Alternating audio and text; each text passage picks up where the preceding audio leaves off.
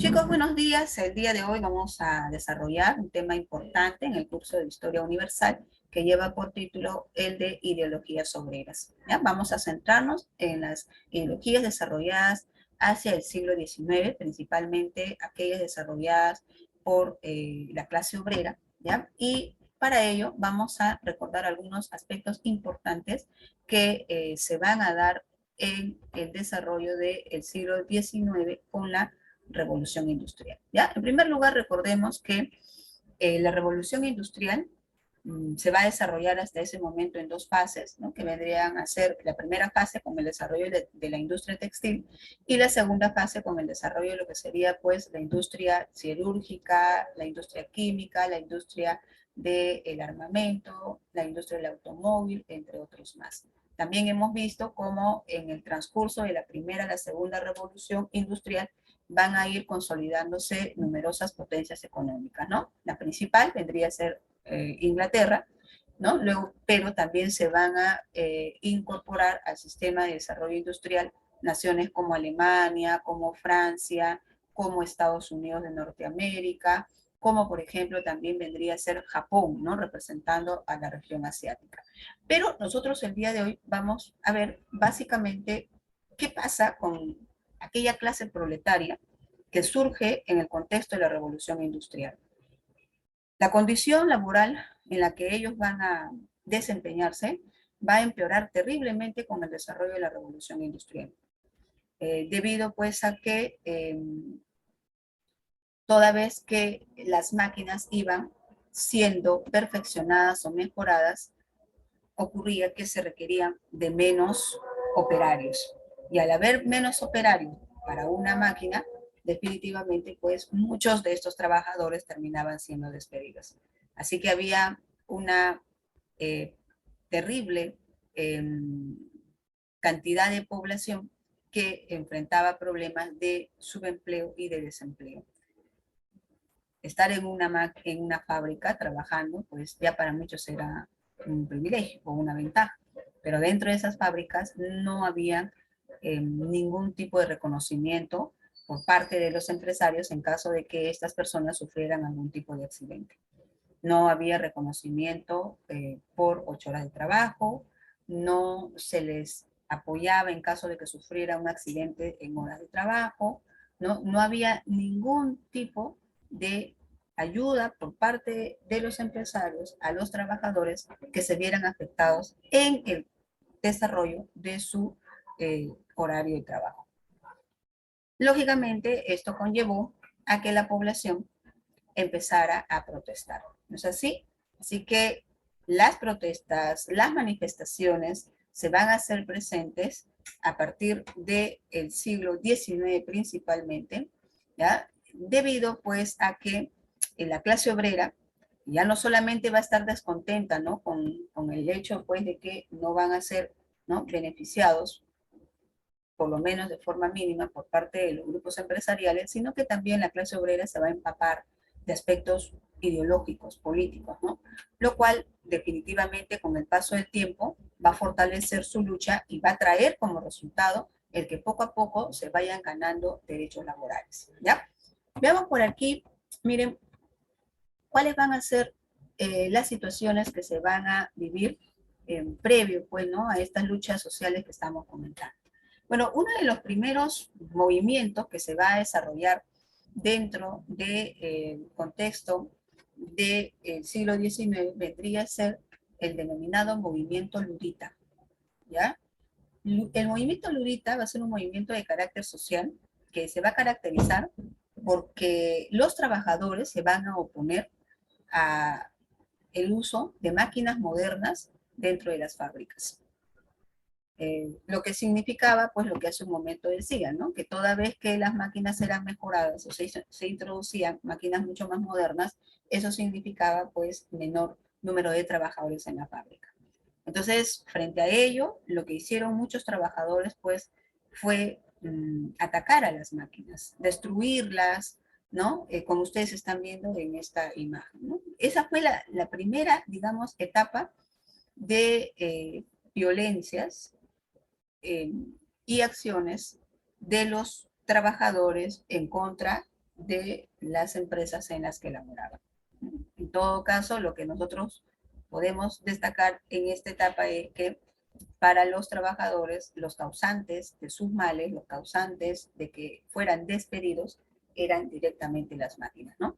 Pero en realidad, pues, los causantes de una situación de desempleo, al igual que también de trabajo sin ningún tipo de beneficios y salarios muy, muy bajos, eran no las máquinas, ¿no? Sino eran los dueños de las máquinas que vendrían a ser los empresarios, ¿no?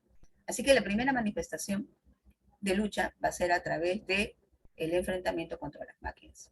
Esa es la primera etapa, ¿ya? Posteriormente, miren, los trabajadores se van a empezar a organizar.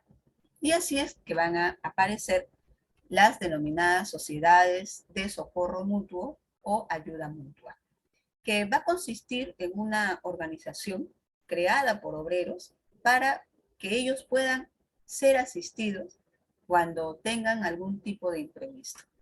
Por ejemplo, si es que enfermaban o sufrían un accidente o perdían su trabajo, todos aquellos trabajadores que estaban inscritos en esta sociedad de ayuda mutua tenían acceso a un monto de dinero.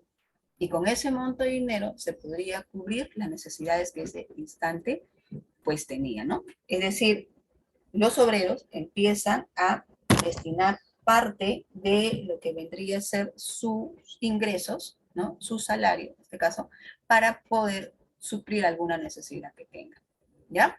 Ahora, estas sociedades de ayuda mutua se van a crear no solamente para poder proporcionar asistencia, ya mencionada, para los trabajadores, sino también para que a partir de estas organizaciones empiecen, miren, a iniciar sus luchas legales en contra de los empresarios. Es decir, a partir de aquí en adelante, los obreros empiezan a organizar para reclamar sus derechos, ¿correcto? Ya no de forma individual, sino dentro de lo que vendría a ser pues una lucha en asociación, ¿ya? Esto de sociedades de ayuda mutua sería la antesala para lo que nosotros más adelante habríamos de conocer como sindicatos. Los primeros sindicatos que van a aparecer en la historia, miren, van a surgir en respuesta de los trabajadores a todos los males que generaba el proceso de la industrialización. Y estos inicialmente se van a crear en la región de Europa Occidental, ¿ya? Es decir, en países como por ejemplo Inglaterra. También se va a desarrollar en otras zonas como por ejemplo Estados Unidos, ¿ya? Y van a luchar básicamente en contra de lo que vendría a ser el desarrollo del sistema capitalista. A través de los sindicatos, los trabajadores se van a organizar, van a empezar a protestar y a reclamar por 8 horas de trabajo, por un salario más justo, ¿no? Por también obtener beneficios para la salud en caso de accidentes de trabajo, entre otros y otros derechos más. Pero a la par con este proceso, ya chicos, de organización sindical, como les comentaba, poco a poco también se van a ir impulsando el desarrollo de ideologías obreras. Dentro de esas ideologías obreras, nosotros vamos a tener a 3 corrientes importantes. Una vendría a ser el socialismo utópico, ustedes están viendo por acá, ¿ya? El otro vendría a ser el socialismo científico, o también llamado marxismo, y el tercero que vendría a ser el anarquismo, ¿ya? Son 3 corrientes ideológicas del movimiento obrero, ya que van a encaminar a las luchas de los sindicatos. La primera corriente ideológica, que vendría a ser el socialismo utópico, va a tener como sus representantes a personajes como Fourier, Robert Owen, Saint-Simon, entre otros más, ¿ya? Y miren, aquí vamos a primero resaltar la característica, digamos, ¿no?, general.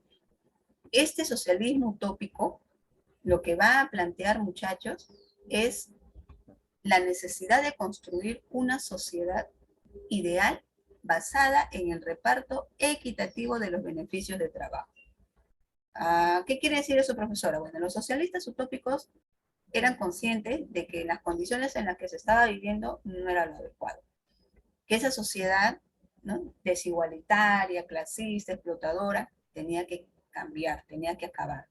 Pero ellos no estaban de acuerdo con la lucha frontal, no estaban de acuerdo con la revolución, no estaban de acuerdo pues con que los cambios se dieran de manera impositiva, sino que estos cambios tenían que surgir de los mismos miembros de la sociedad, ¿no? Que decían pues que se tenían que hermanar, que se tenían que unir y se tenía que lograr el entendimiento entre ellos para que haya una distribución equitativa de la riqueza entre ellos. Cosa que lógicamente no era posible, ¿no es así? Mientras que el socialismo científico o marxismo, que va a tener como sus autores a Karl Marx y Friedrich Engels, ¿ya? Este socialismo científico va a plantear todo lo contrario, va a plantear que es cierto, ¿no?, que las sociedades tienen que cambiar, que se tienen que transformar, que para que se lleve a cabo eso, se tiene que impulsar la lucha de clases. Es decir, que los proletarios, perdón, se tienen que enfrentar, en este caso, a los grandes grupos empresariales, porque es la única manera como va a conseguir que se le reconozca sus derechos. ¿Ya? Eso es lo que plantea el socialismo científico. Y el anarquismo, que va a tener como representantes a Bakunin, Proudhon y otros más, va a plantear una posición mucho más radical que los dos anteriores, ¿no? Va a plantear que se tiene que abolir todo tipo de autoridad. Dentro de ellos se tiene que eliminar el Estado. ¿Por qué? Porque dice que el Estado restringe la libertad, ¿ya? Y se tiene que también bregar por la desaparición de la propiedad privada y se tiene que impulsar también la asociación de los ciudadanos, pero de forma voluntaria. Eso es lo que plantea el anarquismo, ¿ya? Veamos por aquí de manera un poquito más profunda, ¿ya?, qué es lo que señala cada una de estas corrientes, ¿no? Por ejemplo, miren por acá. Por aquí tenemos un pequeño texto respecto de lo que vendría a ser los planteamientos del socialismo utópico, ¿ya? Así que lo vamos a leer. Les voy a invitar a algunos de ustedes para que puedan participar de esta lectura, ¿ok? A ver, Guerra, ¿podrías leer la primera parte, por favor? Guerra. La primera parte, Sí, por favor. ya. Los socialistas utópicos formaron un grupo de pensadores heterogéneos. Sin embargo, tuvieron en común una serie de rasgos en gran medida influidos por la idea de Rousseau. ¿Así? Rousseau. Rousseau. Ok. La importancia de la naturaleza. ¿O hasta ahí, Miss? Porque... A ver, un poquito más, ¿sí?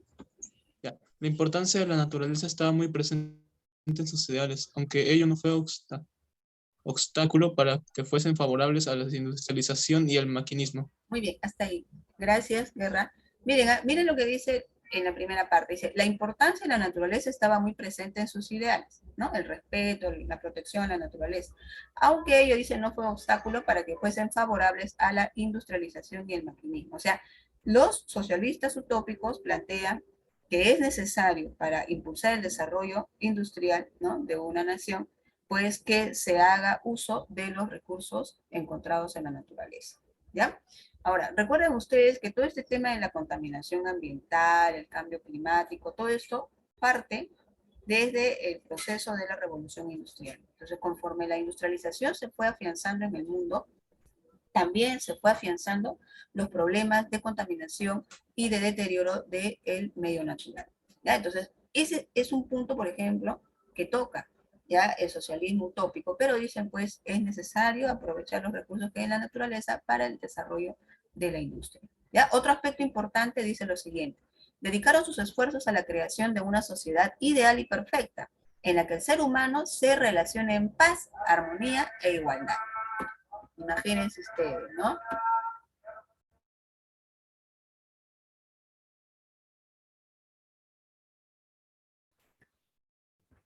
Otro punto importante que plantea el socialismo utópico, muchachos, es lo siguiente, ¿no? Dicen, sus metas habrían de alcanzarse mediante la simple voluntad del hombre, es decir, pacíficamente. De ahí que sus seguidores se opusieran a revoluciones y acciones como la huelga, ¿no? Entonces, para los socialistas utópicos, lo fundamental es que hayan cambios trascendentales, sí, pero no a través de las armas, no a través, ¿no?, de la organización y el levantamiento de la sociedad, sino de manera pacífica, cosa que era definitivamente bastante difícil de poder conseguir en una sociedad en donde había una profunda desigualdad.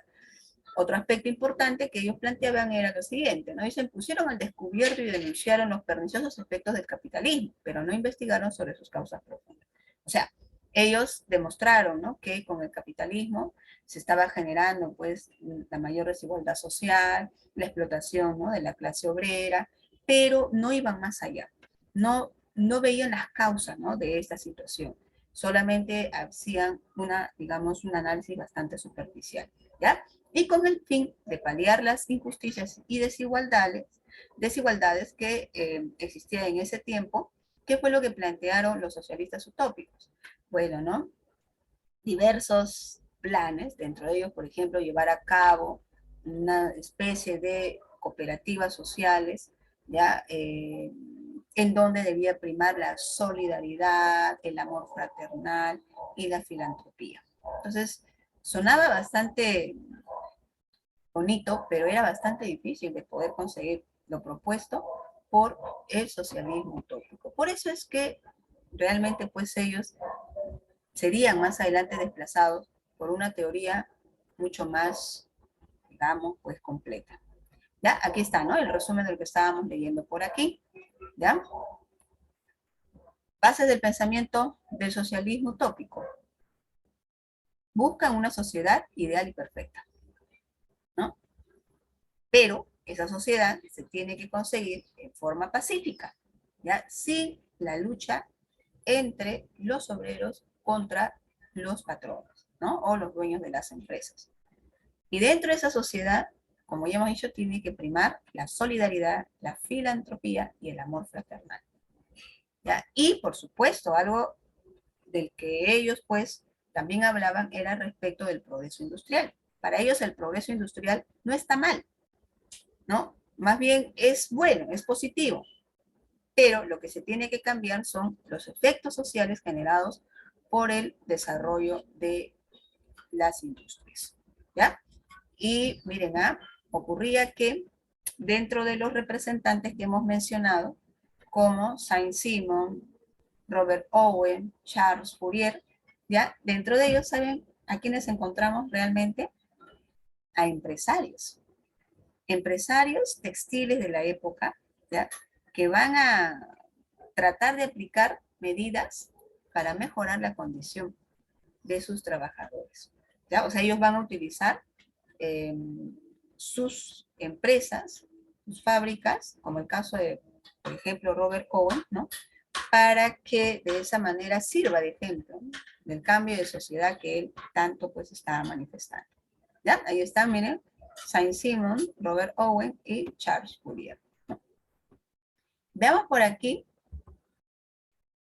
las bases ideológicas de lo que sería el socialismo científico, también conocido como marxismo, ¿ya? Este socialismo científico, o también llamado marxismo, tiene como su fundador, su creador, a Karl Marx, ¿no?, quien en compañía de Friedrich Engels, que era un empresario, ¿ya?, habrían de desarrollar una obra bastante importante titulada El Manifiesto Comunista, que va a ser publicado en el año de 1848. ¿Ya? ¿Cuáles van a ser los principales puntos, ¿no?, planteados por el socialismo científico? En primer lugar, miren, una de las cosas que van a hacer es buscar a profundidad desde cuándo se viene generando este problema de la explotación, ¿no? Entonces, para ello, miren, lo que van a hacer es lo siguiente: señalar que a lo largo de la historia de la humanidad se han venido desarrollando diferentes modos de producción, ¿ya? Hay distintos modos de producción, como vendría a ser el esclavismo, ¿no?, el feudalismo y el capitalismo.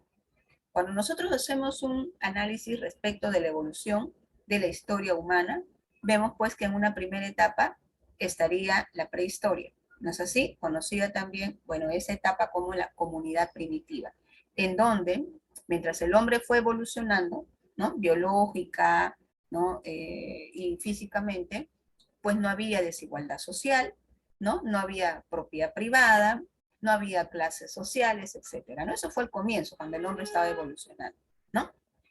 Pero a partir de la sociedad esclavista se empiezan a desarrollar las contradicciones sociales, dicen los socialistas científicos, ¿no?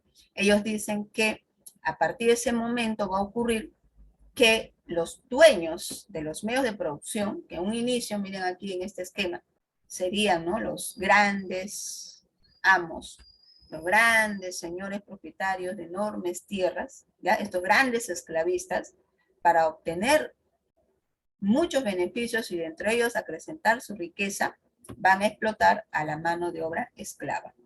¿Ya? ¿Cuándo se desarrolló este primer modo de producción? Bueno, ¿no? En este caso el esclavismo, ¿no? Que es un modo de producción que a diferencia del anterior, ¿no? Está basado en la explotación y en la lucha de clases. Esto va a ocurrir a partir del momento en el cual se estructura la propiedad privada y se constituyen los primeros estados, ¿ya? Por ejemplo, estados esclavistas fueron Egipto antiguo, Mesopotamia, Grecia antigua, Roma antigua, ¿no? Etcétera, etcétera, etcétera. Y en todos ellos había pues una lucha permanente de clases sociales, ¿no? Los esclavos en más de una oportunidad se rebelaron en contra de los señores esclavistas. Quizás uno de los hechos que se recuerde bastante vendría a ser la rebelión de Espartaco, que habría de ser un esclavo gladiador que luchó en contra pues de las autoridades romanas, ¿ya? Otro modo de producción u otra forma de organizarse a lo largo de la historia habría de ser el feudalismo, en donde el propietario de los medios de producción, que son las tierras, las herramientas, los alimentos, etcétera, habría de ser el señor feudal, ¿no? El señor feudal va a explotar, en este caso al campesino pobre, llamado siervo, durante la Edad Media, que habría de carecer de algún bien sobre la tierra. Y además de eso, pues este siervo, muchachos, se va a caracterizar porque está atado a la tierra. ¿Qué quiere decir eso? Que si el señor feudal decide vender parte de sus tierras, los vende con todos los siervos que hay al interior de ella, ¿no? Entonces ahí vemos que hay otro nivel de explotación, ¿ya? Entonces, de explotar a los esclavos se pasó a explotar a los siervos. Habría que preguntarse si los siervos también se habrán rebelado. Por supuesto, hubieron revueltas, enfrentamientos, pero aquellos que eran dueños, ¿no?, de los medios de producción imponían su autoridad sobre este otro sector, ¿ya? Y de esa forma de explotación pasamos a lo que vendría a ser el sistema capitalista, ¿ya? En donde ya no se va a explotar al esclavo, ya no se va a explotar al siervo, sino se va a explotar al obrero, al proletario, ¿ya? Entonces, para los socialistas científicos, miren, a lo largo de la historia de la humanidad se han sucedido diferentes modos de producción, ¿correcto? En donde hay un grupo que es propietario de los recursos y la gran mayoría que es explotada. Ya, en segundo lugar, algo que señala con estos modos de producción es la siguiente, ¿no? Para el socialismo científico, el motor de desarrollo en la historia es la lucha de clases sociales.